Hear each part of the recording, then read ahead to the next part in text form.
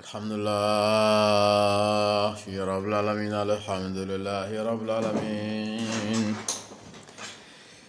السلام عليكم ورحمة الله وبركاته أول ما كمالك le secret donc sur le plateau sur le nouveau plateau belle ba de ngaya donc bi ina fo awba kalama donc tuga muna bamana ngote ko mo donné ben tourner mu kon yodi donc bi ke normal affilié je crois que ngelembe plateau sans faire la donc ya al saman sur wati fo kuna foni ni do be no donc ka sura ko wala wala ka sura ka temeni donc awga émission titre ba fla de donc bi ka tasse sabama mais basé fly a folo ambalma ke do ko donc nale ya muso yele aka kale bitelia de ne muso ko yela le ka dro donc ko yoroni kele kale babla c'est-à-dire yoro be bon quoi ya fa bore kele ko pourquoi ko be ke donc ka soro kale a me ko ni muso yela cheka ko cheka ngasiga me ka rapport ke donc mun ba ke mon frère amna wala yena la sona machallah itam folo e flana ambalma ke do fene ko ale mun flaniye ko muso saba ɲɔgɔnna bɛ sɔrɔ ale bolo muso saba furumuso saba donc ko muso fila bɛ yen olu n'ale bɛ rapport kɛ n'olu ye yɔrɔnin kelen o ji bɛ kan ka u fɛ yen ni rapport daminɛ dɔrɔn u ka ji bɛ kan ka bɔ kelen bɛ yen ko n'ale sera yen ko ji k'a tɛ kan ka dɛ o muso in ka ji k'a tɛ kan ka donc ko jikankanbaliya in ko yalima o ye jumɛn ye k'a sɔrɔ kanga bɛ mankan mun bɔ ni muso ka ji kan ka na a bɛ mankanni dɔ kɛ donc o pɔtɔ o kadi cɛla ka caman ye kosɛbɛ très généralement k'a ka d'ale donc comme a tɛ kɛ yan fɛ joona walima don dɔ a tɛ kɛ donc vraiment ko bɛ ka muso fila in kanu don ale la ka tɛmɛ donc dɔ in kan donc kanubaliya ko in ma to laban dɔ ma ɲi pourquoi ji bɛ kan kan n'i bɛ rapport kɛ ni muso ye ani pourquoi ji tɛ kan kan an bɛna o fana jaabi di n'Ala sɔnna ma inchallah o y'an ka thème filanan ye donc thème sabanan o tɛ ni waati y'an permettre o t'an ka sira ye mais dɔ ka ɲininkali bɔra a kan an b'a essayer n'an sera ka dɔɔni fɔ a la ko n'i b'a fɛ k'i ka ɲɛnamaya falen c'est-à-dire e b'a fɛ k'i ka ɲɛnamaya falen o kɔrɔ ye di i b'a fɛ k'i ka ɲɛnamaya falen dɔ wɛrɛ la misaliyara e ye sɔrɔ fantan ye i b'a fɛ ka yɛlɛma ka kɛ nafolotigi ye walima i ye fantan ye i bɛ fɛ ka yɛlɛma ka kɛ donc faama ye walima i bɛ fɛ k'i ka ɲɛnamaya falen ka taa cogoyara mun ka girin ni i ka kɔrɔlen donc i bɛ wagati jumɛn de choisi tilefɛla wa sufɛla wa wulafɛla wa sɔgɔmada wa donc walima a falenni ka nɔgɔ wagati jumɛn kɔnɔna na mɔgɔ bɛ miiri a yɛrɛ la wagati mun na donc an hakili la o t'an ka sira ye kosɛbɛ mais n'Ala sɔnna ma an b'a essayer ka na n'an sera ka dɔɔni fɔ a fɛnɛ la n'Ala sɔnna ma inchallah donc baasi t'a la o kɔfɛ information bɛ yen donc ka di information fila ye fɔlɔ les secrets bɛ sɔrɔ téléphone na a bɛ sɔrɔ whatsapp kɔnɔna na donc n'i b'a fɛ ka les secrets sɔrɔ i bɛ Mali midi lajɛ ni midi sigira dɔrɔn Mali la ka taa midi la ka se 17h ma tile fɛ les secrets bɛ sɔrɔ appel la directement a bɛ sɔrɔ whatsapp yɛrɛ fana kɔnɔna na donc n'Ala sɔnna ma n'i nana whatsapp kan i bɛ foli kɛ i b'i ka vocal bila mɔgɔ si ka vocal tɛ bɔ anw bolo an ka fɛn bɛɛ suturalen don n'Ala ka diɲɛ inchallah donc appel fana bɛ o cogoya kelen na ni Ala sɔnna ma inchallah donc sufɛ programme 21h à 23h ni mɔgɔ bɛ les secrets bɛ se ka sɔrɔ directement ni waati fila ninnu kɔfɛ n bɛ sɔrɔ waati bɛɛ fɛnɛ mais pour que e kana sɛgɛn ne ɲinini na nin waati ninnu de ye n sɔrɔ waati précisélenw ye n'o tɛ n bɛ se ka sɔrɔ à tout moment n'Ala ka diɲɛ inchallah o ye kunnafoni dili ye an sɔrɔ cogoya la baasi t'a la émission tɛmɛlen in na n'an bɔra ka éjaculation précoce fɔ mɔgɔ caman ɲininkali kɛ k'an ko kun minnu b'a kɛ k'a sɔrɔ banaw tɛ k'an y'a kun caya dɛ k'a sɔrɔ tiɲɛ yɛrɛ la o kun in de b'a to o kun ninnu b'a to i bɛ teliya mais ko yalima o teliya in fana tɛ se ka solutionner wa hali ni bana tɛ les secrets bɛ se k'o solutionner n'Ala ka diɲɛ inchallah ni y'an wele an bɛ se ka solutionner cogoya min na an b'o f'i ye i bɛ se ka rapport kɛ fo wagati mun ka di i yɛrɛ ye walima i kɔni o minimum i jiginna cogo o cogo miniti 30 dɔɔni kɔni i bɛ s'o ma ka taa ɲɛfɛ ka taa se fo 50 minutes la ça dépend ani frottage des techniques ninnu mana fara ɲɔgɔn kan donc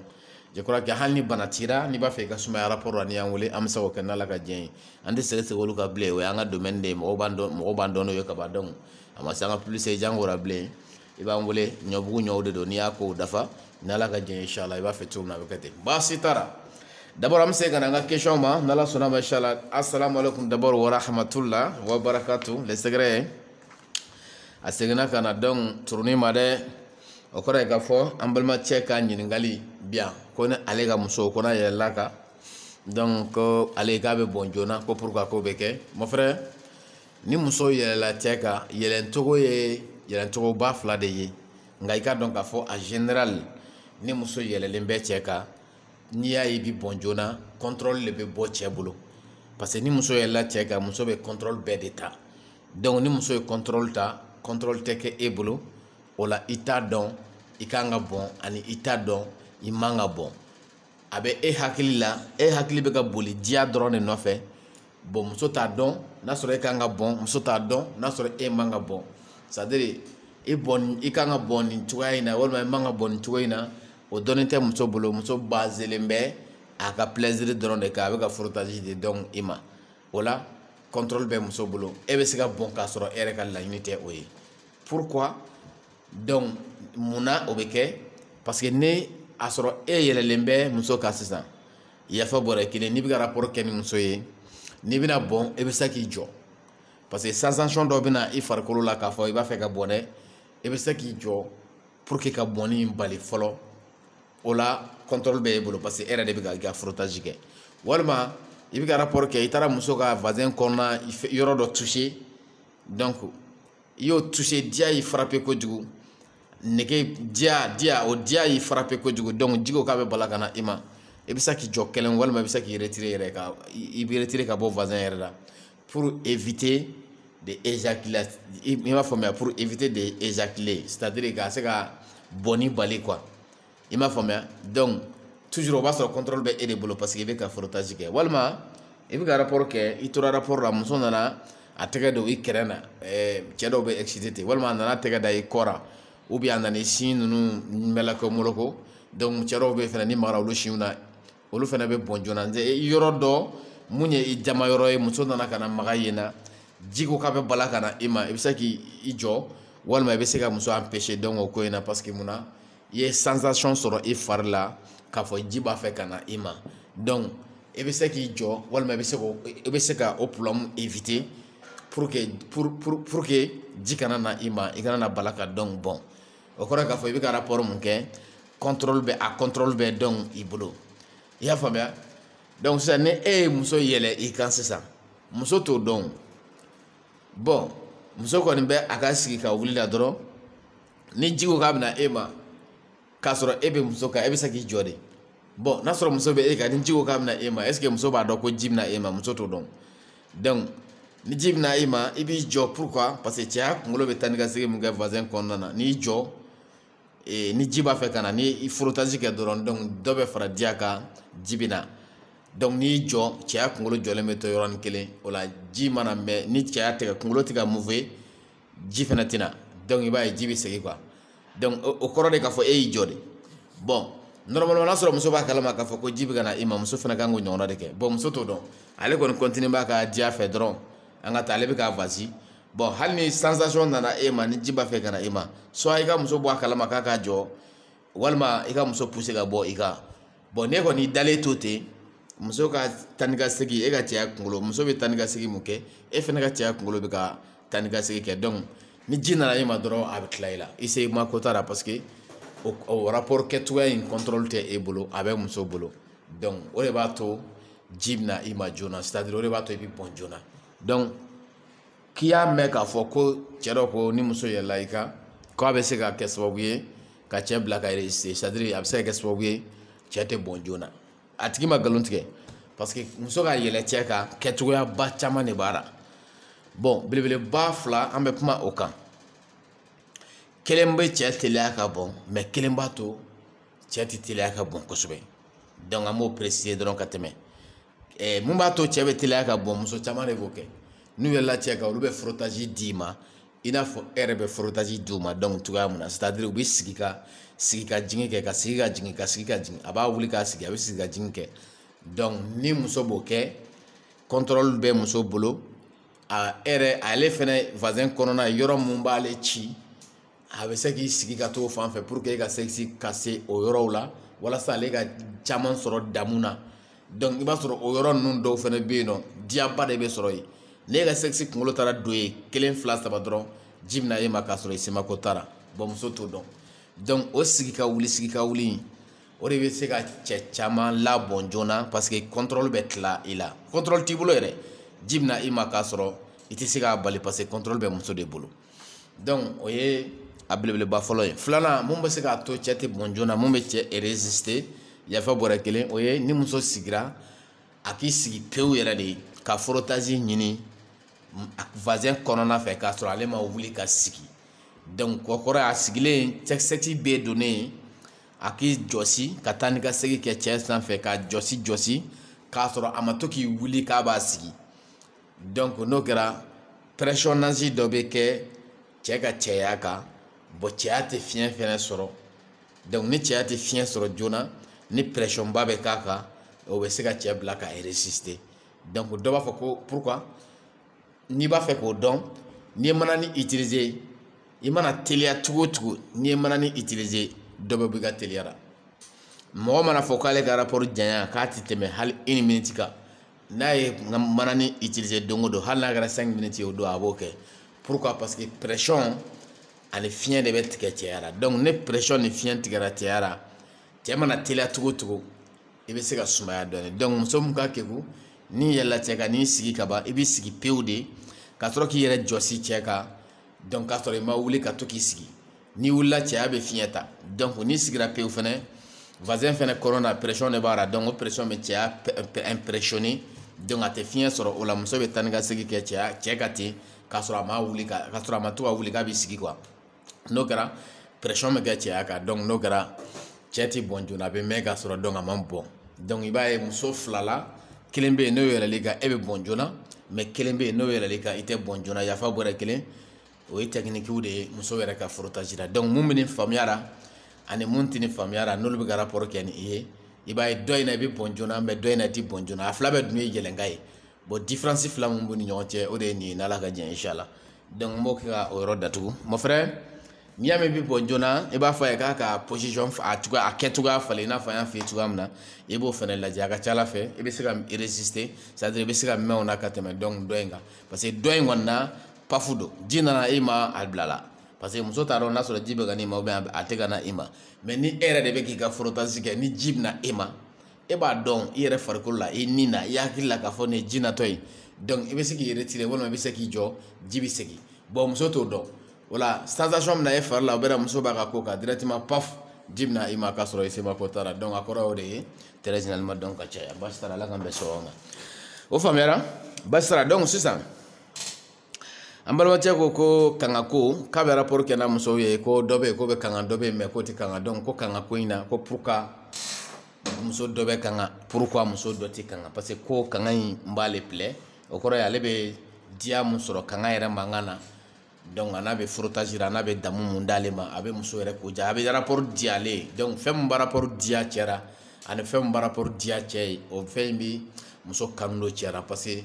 i bɛ diya sɔrɔ fɛn mun na o fɛn kanu bɛ k'i ma donc wajibi ye o de kama n'i taara dulɔmi yɔrɔ ninnu na dulɔminaw ninnu u bɛ se dulɔ majamu cogo la dɛ n'u y'a dɔnkiliw daminɛ i yɛrɛ bɛ dɔn kɛ parce que munna u ka kanufɛn de don kanufɛn diya u ye diya de u bɛ gu mun sɔrɔ a la o kɛra sababu ye f'u yɛlɛmana ka k'a kanuba ye donc muso ni cɛ bɛ diya sɔrɔ i la cɛ bɛ diya mun ɲini na a b'a sɔrɔ i la donc a ka ca Ala fɛ i kanu ni cɛ fɛ o bɛ kɛ donc wajibi ye o la muso kan ka a ka ko ɲɛɲini kosɛbɛ ka diya ko ɲɛɲini a di cogo ɲuman cɛ ma ani cɛ bɛ se ka sɔrɔ a la cogoya min na cɛ ma donc a ka fisa ni nasi caman ye parce que a bɛ i kanu don cɛ la parce que a bɛ i diya ni cɛ b'o caman sɔrɔ i la donc o b'i kɛ cɛ ka kanufɛn ye n'o kɛra diyagoya i kanu bɛ don cɛ la siga foyi t'o la n'Ala ka jɛn inchallah donc ni muso in ninnu ka sira ye nin ye bon mon frère fili dɔ b'i kan an b'i ladɔnniya o fili la o kɔrɔ ye k'a fɔ jiko muso ka jiko ji kangali ko kunba saba de b'a to muso ji bɛ kanga an bɛna o walawala i ye peut-être ka taa naani na a kunba fɔlɔ muso bɛ ji mun di rapport la yafa bɔrɛ kelen dɔ bɛ yen nɔ i b'a sɔrɔ a ka ji liquide ka ca ni dɔ ta ye c'est à dire muso dɔ bɛ yen i b'a sɔrɔ a ka ji aka giri duni bara kol aka ji kol ka ca ka tɛmɛ dɔ ta kan donc muso mun bɛ yen n'a ka ji kol ka ca ni rapport daminɛ n'o muso in ye ni miniti dɔɔni sɔrɔ dɔrɔn i b'a ye muso in bɛ kanga nɔgɔyara i y'a faamuya voilà donc o ye différence de kol ye musow ka ji nacogo la parce que u ka jiw kɔli ka ca donc ɲɔgɔn ye i b'o dɔn cogo di hali e daji ni e yɛrɛ y'i daji tu ani mɔgɔ wɛrɛ y'a daji tu i b'a sɔrɔ dɔ ka daji kɔli ka ca ni dɔ ta ye donc musow fana ji mun min'u ɲɛfɛ yafa bɔrɛ kelen u cogoya bɛ ten dɔ ka ji kɔli ka ca ka tɛmɛ dɔ kan donc mun bɛ très généralement ka caya ka fɔ a ka ji kɔli ka ca ni rapport daminɛ n'ale dɔrɔn i mago tɛ miniti la yɔrɔnin kelen ji mun bɛna a ma donc a ka ji kɔli b'a permettre kanga bɛna a ma donc joona fa kanga bɛ mankan bɔ pɔtɔ a ka di cɛlakaw yɛrɛ caman ye kosɛbɛ donc sisan o ye kun fɔlɔ ye kun filanan muso dɔ bɛ yen i b'a sɔrɔ ale ka ji kɔliba t'a la mais a fana ji ka ca et puis cɛ bɛ mɛn donc frottage la donc muso mun bɛ yen ni a ka ji kɔliba t'a la mais n'ale donna rapport kɔnɔ fo ka taa bɔ rapport kɔnɔna na en tant que cɛya bɛ taa ni ka segin kɛ ale ka voisin kɔnɔna na donc ji fana bɛna ale ma parce que o yɔrɔ muso tɛ kelen ye il faut préciser muso dɔ bɛ yen ni ka rapport tɛmɛna 20 minutes kan dɔrɔn rapport daminɛ na a bɛ ji di ma a bɛ jiba yɛrɛ de di ma mais ni rapport tɛmɛna 20 minutes kan ji bɛ ja ka bɔ a ma donc muso dɔ bɛ ten mais muso dɔ bɛ yen muso dɔ tɛ ten muso dɔ bɛ yen ni rapport daminɛ n'ale ye hali ni heure kelen de kɛ en tant que e ka sexe bɛ taa ni ka segin kɛ ale ka voisin kɔnɔ nege b'ale ɲɛfɛ ale voisin kɔnɔna na quoi c'est à dire a nege b'ale la quoi a farikolo bɛ negeya quoi tant que e ka cɛya bɛ taa ni ka segin kɛ ale fana ka ɲɛfɛla in bɛ ji d'i ma hali ni heure kelen de kɛ o cogoya la donc muso dɔ bɛ ten donc o muso in i b'a sɔrɔ o bɛ sɔrɔ muso min na très généralement ka caya i b'a sɔrɔ u ka ji kɔli man ca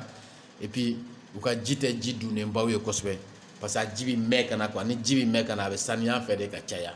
i y'a faamuya donc o muso in bɛ kanga wagati jumɛn fo cɛ ka mɛn rapport la donc dɔɔni cɛ ka rapport durée de temps fo cɛ ka mɛn rapport la ni mɛnna rapport la o la i b'a sɔrɔ ale ka ji kangale ji dunnen tɛ dɛ ji giriman tɛ kɔliba t'a la mais a bɛ kanga parce que cɛ mɛnna donc frottage la diyagoya a bɛ kanga parce que ji ma tigɛ ka bɔ donc ale ma o la a fana bɛ mangani bɔ i n'a fɔ i b'a fɛ cogoya min na donc o ye muso ye mun ka ji ka ca n'a ka ji bɛ mɛn ka na k'a sɔrɔ cɛ bɛ e yɛrɛ bɛ mɛn donc frottage la o y'a kun filanan ye donc kun sabanan o bɛ se ka kɛ si ye muso caman bɛ yen nɔ an y'o fɔ don o tulo bɛ muso dɔ la ko muso k'u ka ɲɛfɛla di yafa bɔrɛ kelen k'u ka ɲɛfɛla ko k'a di k'o de b'a to ji bɛ kanga a tigi ye nkalon tigɛ tiɲɛ tɛ dɛ muso ɲɛfɛla yɛrɛ sigi cogoya la yafa bɔrɛ kelen ji bɛ kanga muso ɲɛfɛla sigi cogoya la kanga cogoya fila dɔrɔn de la an b'o préciser an ye mun fɔ sisan o ye rapport ta de ye mais ɲɛfɛla yɛrɛ composition na ji bɛ kanga kun fila dɔrɔn de la a kun fila an b'a préciser donc kelen o b'an ka thème in kɔnɔ sisan mais kelen t'o kɔnɔ an b'o fana an bɛ tila k'a fana walawala donc sisan o ye si ye muso min bɛ yen n'a ɲɛfɛla si ka ca dɔɔni même pas trop mais si bɛ sɔrɔ donc a ɲɛfɛ ni rapport daminɛ ni o muso in ye yafa bɔrɛ kelen ni ji commencera ka na a ma kanga a ɲɛfɛla bɛ kanga joona yɛrɛ i b'o dɔn cogoya jumɛn na si n'ale ji amorté c'est à dire n'a ye ji contrôle ni ji donna si cɛla surtout ji min bɛ bɔ musoya la ka na liquide b'a la quoi donc n'a donna si la ni cogobali dɔɔni kɛra dɔrɔn a kangali bɛ kɛ wajibi de ye parce que si bɛ kanga di quoi donc o kɔrɔ ye k'a fɔ muso min bɛ yen ni si bɛ sɔrɔ a ɲɛfɛ ka caya ni rapport kɛ n'o ye a ɲɛfɛla bɛ kanga ça c'est logique i b'o dɔn cogo di n b'a misaliya fana di an ka kuma ninnu tɛ kunfɛ kuma ye n'a y'a di ma an bɛ misaliya de d'i ma mun bɛ taa sigi TikTok ni sanfɛ ka kumaw tɔmɔ ka n'a fɔ an ta to ye dɛ an ta n'a professionnel de bɛ ɲɔgɔn na n'an y'a d'i ma k'a sɔrɔ o ko in tɛ a misaliya b'i sɔrɔ ko wɛrɛ mun na an b'o f'i ye i bɛ taa vérifier i b'a sɔrɔ a bɛ ten donc si bɛ kanga kɛ cogo di e yɛrɛ kunsigi kana safinɛ foyi k'a la ji kɛ i kunkolo la i k'i kunsigi i k'a teliya ka kɛ i n'a fɔ i b'a ko a bɛ kanga hali ni safinɛ t'a la ɔhɔn e bɛ se k'a fɔ ni kanga in tɛ safinɛ kanga ye mais a bɛ kanga donc si ale bɛ kanga de kɛ n'i ma faamuya o la hali sisan si dɔ ɲini i k'a bila siyon kɔnɔ i ka ji dɔɔni k'a sanfɛ i bolo kɛ k'a cogo a bɛ kanga ji simple yɛrɛ a bɛ kanga donc o b'a yira de k'a fɔ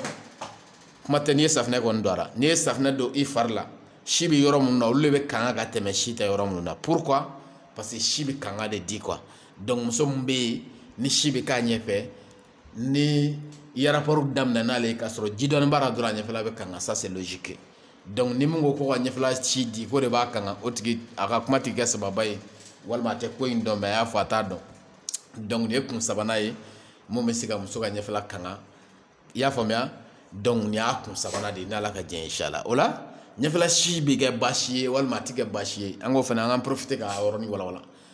n'a ka di cɛ mun ye baasi t'a la an b'a fɔ muso ye k'a tuira a bɛ cɛ exciter a bɛ ji kanga nafa caman bɛɛ bɛ sɔrɔ a kɔnɔna na donc n'a ti bɛn i ka partenaire ma ni i cɛ b'a kɔn o la an bɛ se k'a fɔ i k'a bɔ a la baasi fɛnɛ tɛ o la donc muso min ko n ko muso min ko mɔgɔ min ko ɲɛfɛla si dili ko de bɛ ɲɛfɛla kanga a tigi ka kuma a bɛ wuli yan de an b'a wuli yan donc an b'a wuli an ye dalilu di e bɛ taa vérifier i b'a sɔrɔ a tɛ wuli n'Ala ka diɲɛ inchallah donc ɲɛfɛla yɛrɛ composition na mun bɛ se ka ji mara walima ka kanga joona k'a sɔrɔ rapport kɛcogoya tɛ fila dɔrɔn de don a fɔlɔ si ka ca muso mun ɲɛfɛ hali n'a ma caya kojugu mais si bɛ yen donc a filanan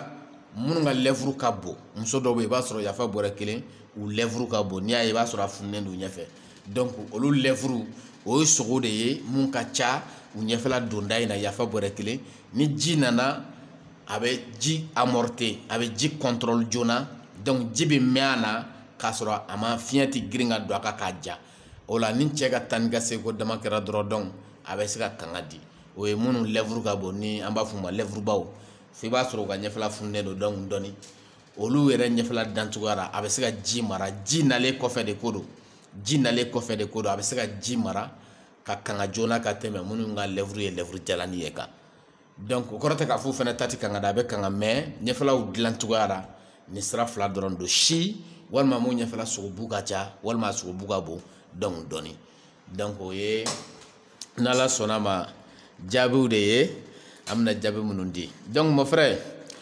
o kɔrɔ ye k'a fɔ i musow fɛ yen mun bɛ kanga joona o ye muso ye mun ka ji ni a liquide ka ca donc muso fila in bɛɛ bɛ ten o de kama u bɛ kanga joona walima si bɛ walima u ka si walima u ka lèvre i n'a fɔ an bɔra k'a fɔ cogoya min na donc mun bɛ yen n'ale ka ji tɛ kanga o i b'a jateminɛ i yɛrɛ la a bɛ se ka kɛ e ka rapport man jan an y'o de fɔ n'a sɔrɔ ji bɛna muso ma k'a sɔrɔ e ka rapport man jan bon n'a sɔrɔ muso de don ji bɛna ma mais liquide caman t'a ka ji la bon si dun t'a ɲɛfɛ ɲɛfɛla belebeleba ɲɛfɛla lèvre ba fɛnɛ tɛ bon e dun ka rapport fɛnɛ man jan hali ni kanga ka di e ye donc i tɛna se ka kanga sɔrɔ bon o tɛ muso nɔ ye o ye e yɛrɛ ka rapport surunya de nɔ ye donc n'a sɔrɔ muso fila dɔ fila in olu ka ji liquide ka ca k'a sɔrɔ si bɛ sɔrɔ kelen na walima olu ka lèvre ka bon n'ale ta ye donc olu ta bɛ kanga e ka rapport surumani nɔfɛ baasi tɛ kɛ o la donc n'a sɔrɔ ni muso in ye o contrôle ye o la o t'ale fɛnɛ nɔ ye dɛ donc ale ka ji kan ka kanga durée de temps mun na c'est à dire wagati i kan ka temps mun ta minute hakɛya jan mun ta pour que ka se k'ale ka ji kanga o tabaliya o bɛ kɛ sababu ye donc ale ka ji fɛnɛ tɛ kanga o la o défaut tɛ muso la o défaut bɛ sɔrɔ e yɛrɛ de la mon frère donc i bɛ se ka analyse k'a kan n'Ala ka diɲɛ an y'a fɔ cogoya min na i ka taa baara kɛ ni o ye musow kan'u détester ɲɔgɔn ye donc i kana nin bɛ kɛ kuma ye i bɛ se ka mun fɔ anw ye mais kana fɔ muso yɛrɛ ye n'i y'a fɔ muso a bɛ muso dusu tiɲɛ kuma dɔw bɛ yen n'i y'a fɔ muso ye 100 ans a tɛ ɲinɛ a kɔ i n'a fɔ sisan i k'a fɔ muso ye ko i sinamuso ye ni ne taara i sinamuso in fɛ yen n bɛ damuba de sɔrɔ jiba bɛ kɛ o la bon e fɛ yan mɔgɔ bɛ bana ji foyi tɛ kira n'i ma i ka ko ɲɛɲini i man di yɛrɛ de quoi n'i y'o fɔ muso ye k'i man di k'a sɔrɔ sinamuso b'a bolo a bɛ digara dɛ a bɛ digara ka se yɔrɔ la a bɛ n'a fɔ n'i ko cɛ ma k'i sogo ni dɔgɔmanin yafa bɔrɛ kelen i sogo ni dɔgɔmanin e cɛ y'a dɔgɔmanin e ta ye fitinin dɔrɔn de koyi e tɛ se ka mɔnɛ bɔ mɔgɔ la e bɛ se ka mɔnɛ bɔ mɔgɔ la wa ne de kun bɛ ɲɔgɔn fɛ a ye ta fitinin ye a bɛ n'a fɔ n'i y'o fɔ cɛ ma a cɛ ɲɔgɔnw cɛla o bɛ mun da o cɛ in kan walima ni dɔ y'o fɔ e ma hali ni cɛn tɛ e yɛrɛ b'a dɔn a y'a tugu ka nkalon in da i la o bɛ mun da i ni kan n'i ko muso ma k'a man di o b'o de da muso kan donc a bɛɛ bɛ kelen o la kuma n'i b'a fɔ ni défaut dɔ bɛ muso la n'i b'a fɛ ka défaut in dilan ka bɔ a la a bɛ kuma in fɔ hakilimaya la ka se k'a dilan pour que a bɛ se ka bɔ donc a tigi la cogoya min na sokɔnɔ kumaw de don ninnu tɛ lahara ko ye a dɔw bɛ yen mɔgɔw ma wolo n'a ye a bɛ dilan de ni ji ɲɛnama tɛ muso la i b'a sɔrɔ degun dɔ de bɛ yen n'a bɛ sigi a bɛ kuma sira mun bɛ yen n'a kan k'o minɛ an ka dɔgɔtɔrɔw bɛ yen u bɛ se baara la i b'a bila taa dɔgɔtɔrɔso la a bɛ taa gynécologue fɛ yen u b'a lajɛ jikow ye mun ye u bɛ se k'o ɲɛnabɔ a ye n'a sɔrɔ i ka ko ye tubabuya ye donc ni farafinya ka di i ye anw ye farafin furakɛlaw de ye i b'an wele 77 39 39 0 de an fana bɛ ji d'i ma n'a ma kɛ kɔ ye a ma kɛ orobinɛ ye i n'a mankan mɛn i tulo la paca paca yɛrɛ o tɛ wuli n'ala ka diɲɛ inchallah mais n'i ka danayaba tɛ anw kan i bɛ taa n'a ye dɔgɔtɔrɔso la gynécologue bɛ yen